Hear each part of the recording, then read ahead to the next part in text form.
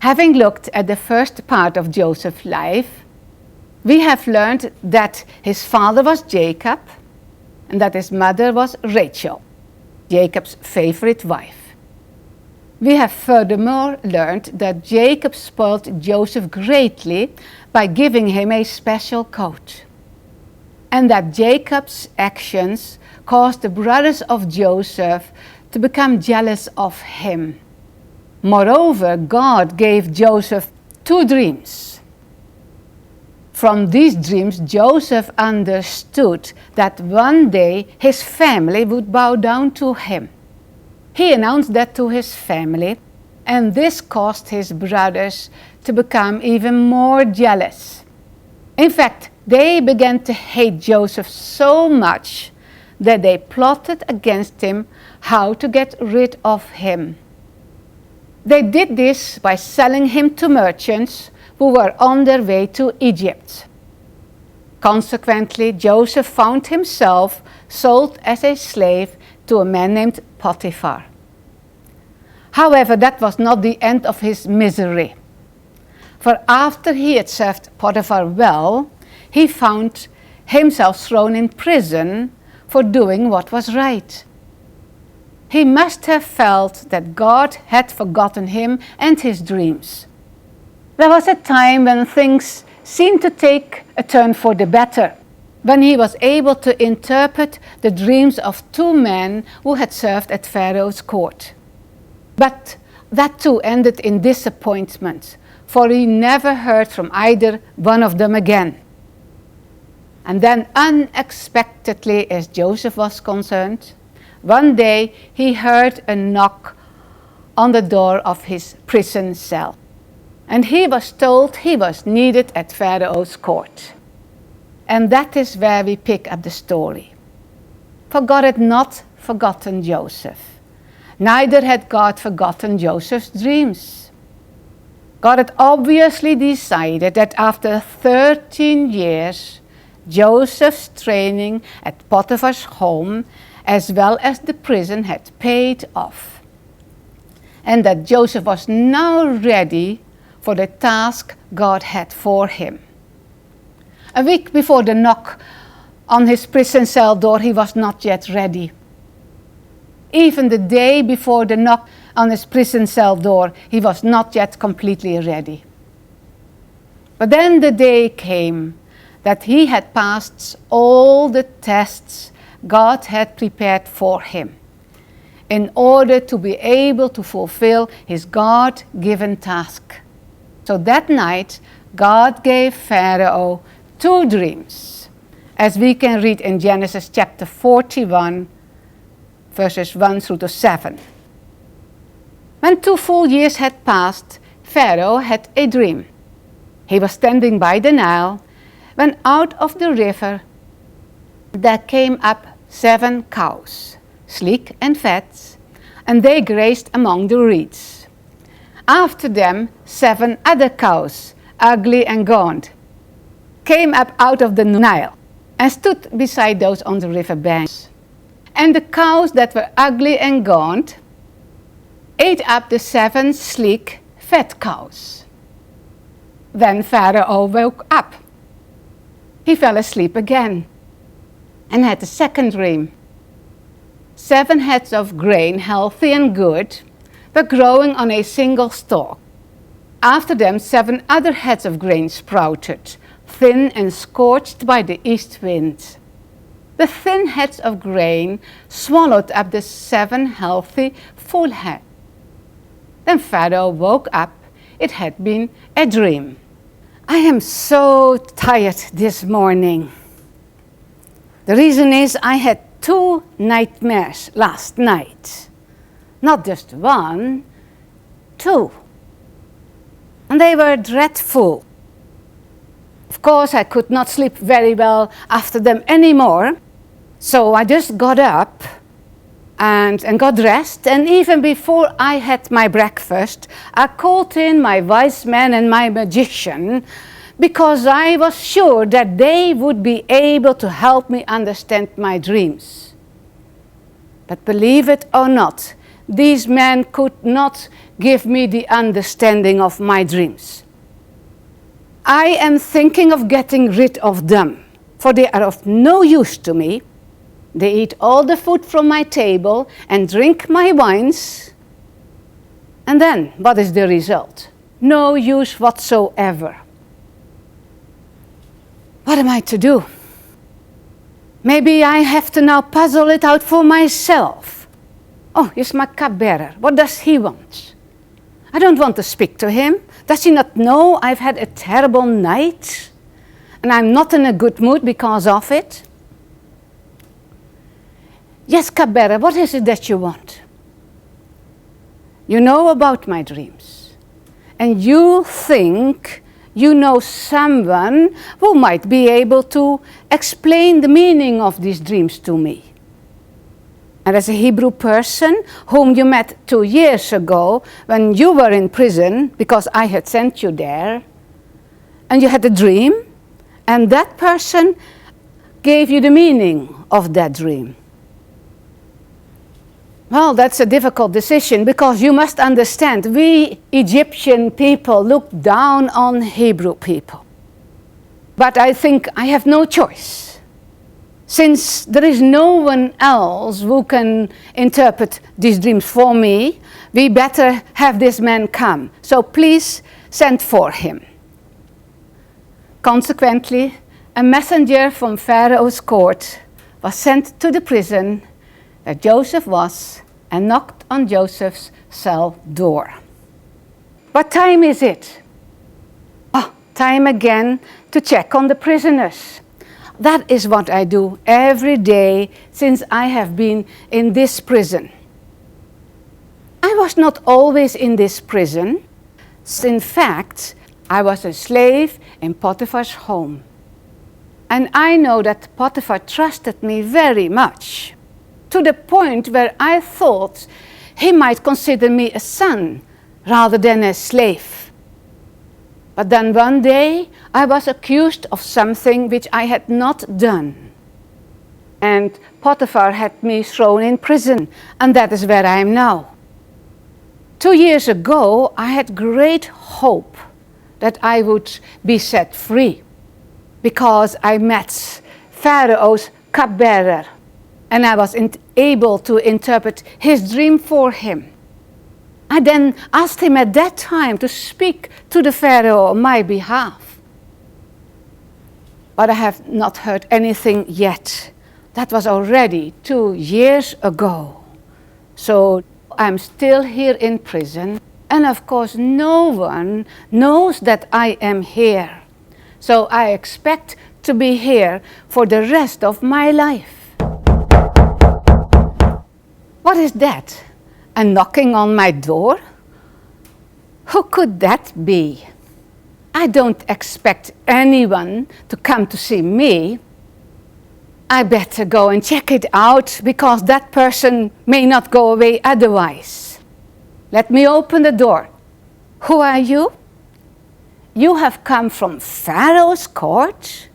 Pharaoh wants to see me? He wants to see me now? Please let me change my outfit, because I cannot possibly go to Pharaoh in my prison outfit. And so Joseph, after having washed and shaved himself and changed his clothing, appeared before Pharaoh. Are you that Hebrew man named Joseph? You are. I have been told you can interpret dreams. You cannot. But your God will give you the interpretation. Okay, let me then tell you my dreams. My first dream was about 7 fat cows and 7 thin cows. And the 7 thin cows ate up the 7 fat cows. I then woke up, went back to sleep, and had another dream. This time I saw a stalk with 7 healthy heads of grain and a stalk with 7 thin heads of grain. And the stalk with the 7 thin heads of grain swallowed up the stalk with the 7 healthy heads of grain. What do you think these dreams could mean?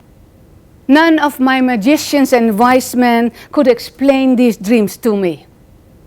They're of no use to me, so I am thinking of getting rid of them. Pharaoh looked expectantly at Joseph, for there was no one else he could turn to. And he was not disappointed, for God did not only give Joseph the understanding to the meaning of the dreams, he gave him understanding how to implement the dreams.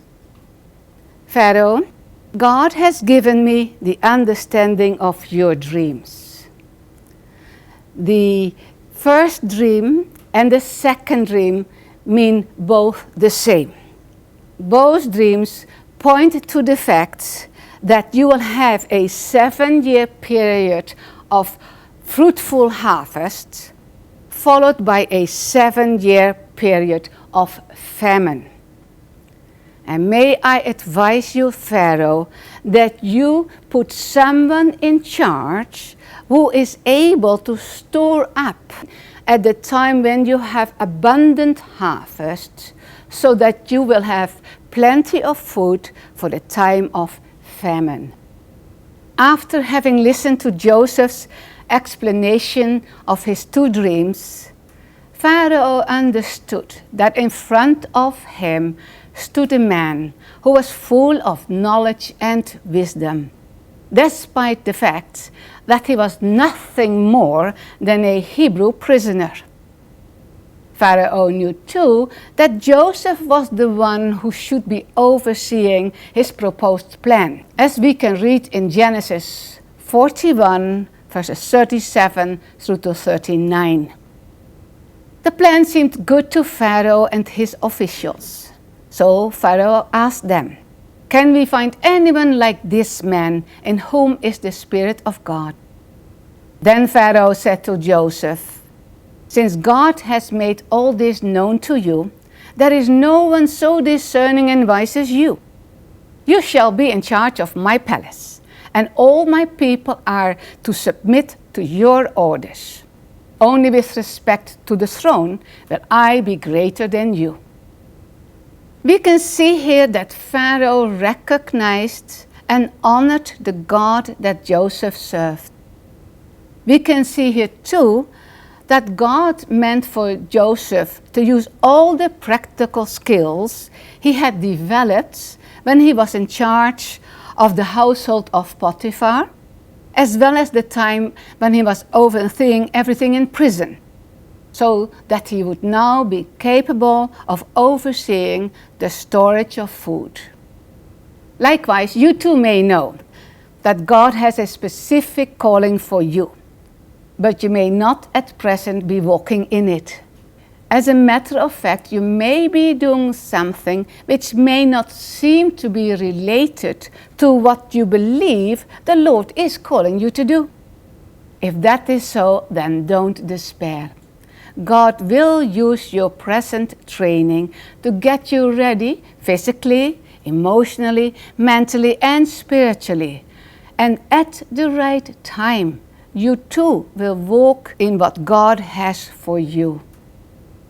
Going back to the story of Joseph, after 7 years of plenty, the 7 years of famine started. This period did not just affect Egypt, but its neighboring countries. The famine affected even Jacob and his family. So one day he told his sons to travel to Egypt to buy grain. With these words, Jacob sent his son on a path that would end up them all bowing down to Joseph, as we can read in Genesis 42, verse 6. Now Joseph was governor of the land, the one who sold grain to all its people. So when Joseph's brothers arrived, they bowed down to him with their faces to the ground. What an amazing few days it has been. It started 3 days ago. I was providing people with grain. Then a group of men came to me. When they stood before me, they bowed down to me. The moment I saw them, I recognized them. They were none other than my 10 brothers. They had all grown older, but I could still recognize them. What a moment that was. For at that very moment, when I saw them bow down to me, God reminded me of my dreams. The dreams He had given me when I was a young, foolish 17-year-old. I remember that time. I remember their jealousy because my father or our father had given me this special coat and I wore it in front of them. Moreover, I then told my brothers these dreams, which caused them to hate me. And to hate me to the point of selling me to merchants. But I now see that God was behind my brother's evil scheme. For He has used my time in Egypt as a slave in Potiphar's house and as a prisoner to train me up and to teach me many godly things. And I understand that God trained me up so that today I can take care of people, including my own family. I know that God has changed my heart, but I do not know if God has changed my brother's heart. So I decided to test them. I did that by keeping one of my brothers, Simeon, in prison and have sent the others on their way back home. I did listen to some of their conversation. And from what I heard, it seems God may have changed their hearts. However, I am not quite sure at this time. The brothers, except Simeon, traveled back to Jacob and reported everything to him, including the fact that Joseph had insisted their younger brother be brought back with them. Jacob was not willing to let his youngest son Benjamin go to Egypt. But then, once again, in time, they ran out of food. And Jacob had no choice but to let them go to Egypt and to let Benjamin go with them. They once again appeared before Joseph, this time with their youngest brother. Jacob had his staff prepare a special meal for them, and they ate and drank with him in his house. The next morning, the brothers were sent on their way home with as much grain as they could carry. Joseph gave them one more test to see if they had changed. He had his special silver cup placed in the sack of Benjamin. My brothers have really changed. They came back to me again. And this time they did bring back with them my youngest brother. It was amazing for me to see my baby brother after all these years. Of course, I could not let anyone know what was going on the inside of me. So I stayed calm, and all I did was to invite them for a meal at my home. And then the next morning, I gave them food again to take home with them. But I decided to test them one more time. Simeon was released, of course. But I had my steward place my special silver cup in the sack of Benjamin. They did not know this, of course. They left. After they had gone, I sent my steward after them. And I waited. And sure enough, a little while later, they all came back with the steward. The moment they saw me, they all threw themselves on the floor. I then demanded that Benjamin stay behind as my slave. And then I watched what they would do next. And what I watched was a most moving scene. For Judah came forward. And Judah pleaded with me to let Benjamin go, and for him to take Benjamin's place as my slave. He explained to me that they could not go home without their baby brother Benjamin, for their father would die if Benjamin would not return to him, since he had already lost one son. I then knew that the moment had come to reveal to them who I really was, their long-lost brother Joseph. So I spoke to them in Hebrew and said to them, I am Joseph. The brothers were shocked to hear me speak to them in Hebrew and hear me say to them that I am the brother they had sold to merchants on their way to Egypt. I then told them not to be afraid, for though they had planned evil, God had meant it for good. God had meant it so that I could now save the family. I told them to go back home at once. Speak to our father. Tell him to come and live in Egypt with the whole family.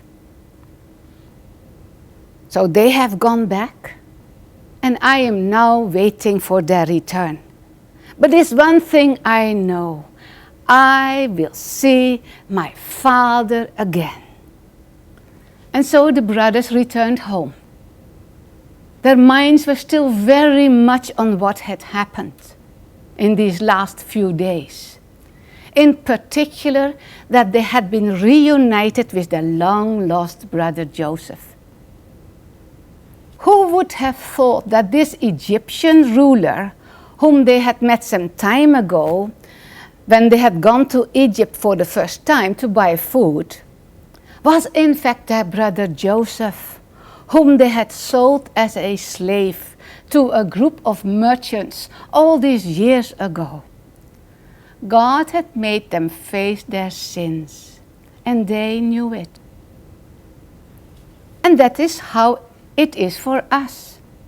Sooner or later, God will want us to face anything we may have done in the past that has not been made right. This is for our sake, so we can be forgiven of these things and be set free from any guilt or condemnation in relation to these things.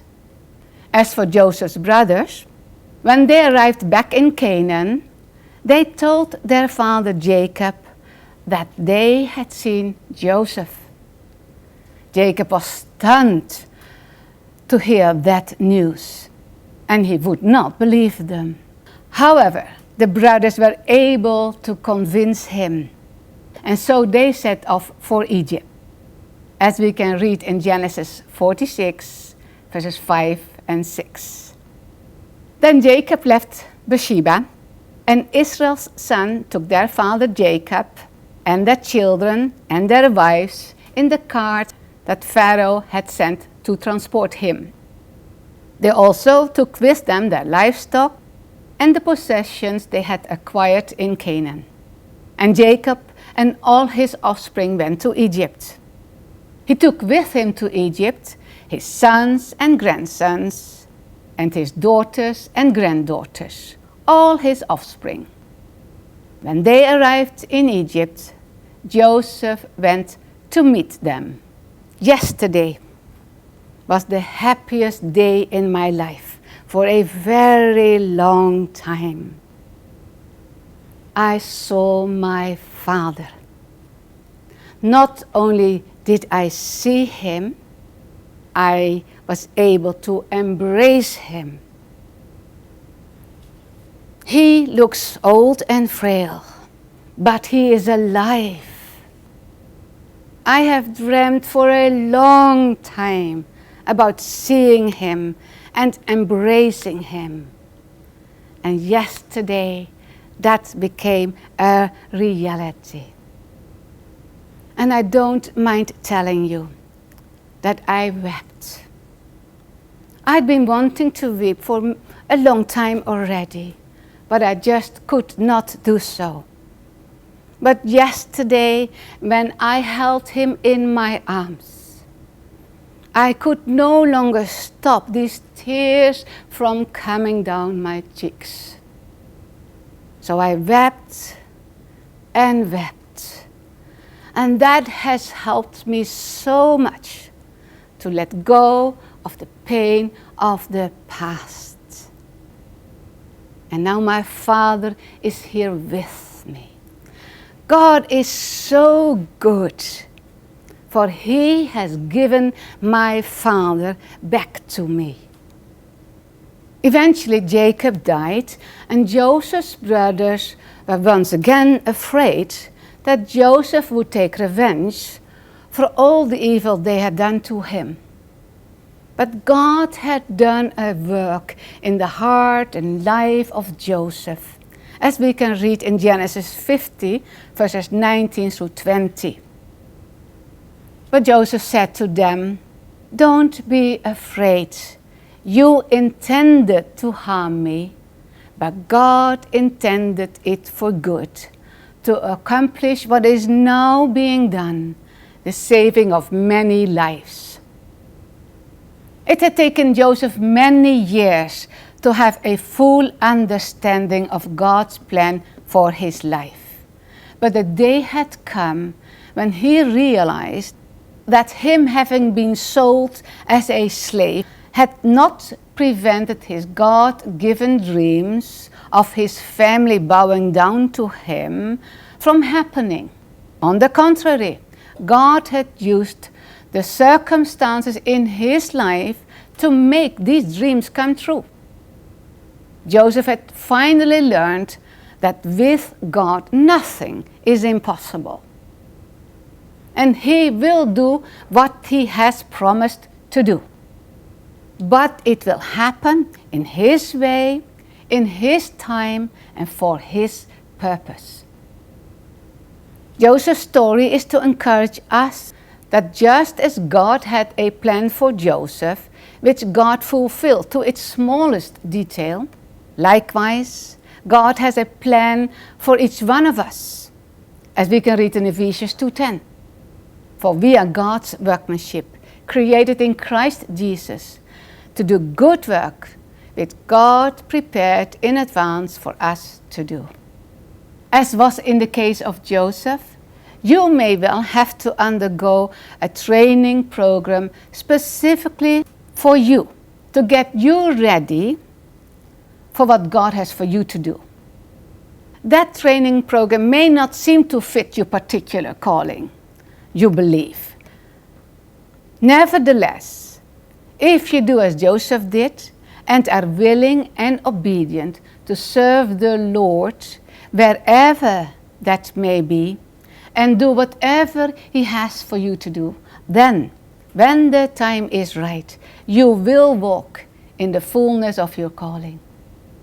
And like Joseph, you will then fully understand that your training was absolutely necessary as preparation for the task God had all along prepared for you.